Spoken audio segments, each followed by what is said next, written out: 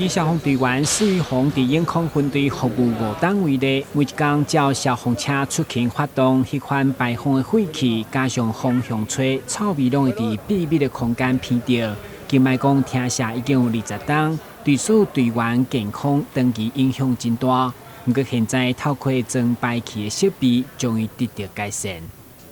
车库的2楼就是寝室，那以往在发动车子跟发动器材的话，那个废气都会往里面吹所以寝室或者是办公室里面都会产生很大的废气存积在里面。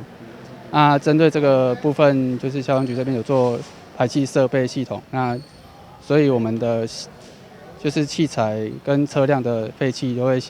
排到其他地方，那就比较不会蓄积在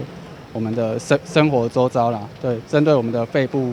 有很大的帮助。这样，来年可贵的是，这款排气的风管，阁是消防兄弟家己设计，只用9万外块，加上充电的系统，嘛是家己来，只开7000。日后出勤的当装备，慢免搬起搬落，大大提升效率。那我们现在往往就在现场的一个供电的取得不易所以我们就是把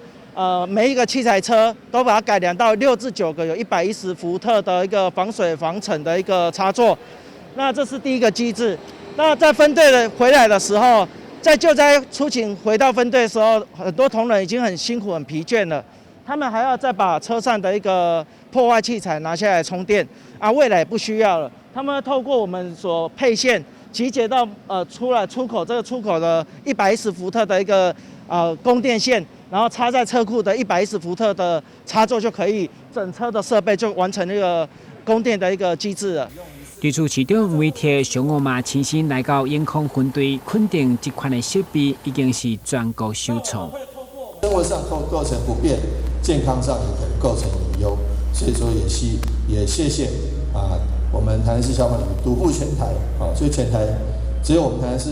有这样做，而且想到这样做，而且已经做了那可以看到，在他们平常热车的时候，废气不会排到后面去；在出行的时候他们车子一往前弄，一往前移动，那个接管就脱落，自动脱落，所以安全性跟便利性都兼顾到。根据了解，排气供电的系统在永康分队设立以后，其他也有29个分队拢有需求，所以未来消防局嘛将对车辆的养护费用来支援，陆续完成改装。台南新闻管及何乔邦采访报道。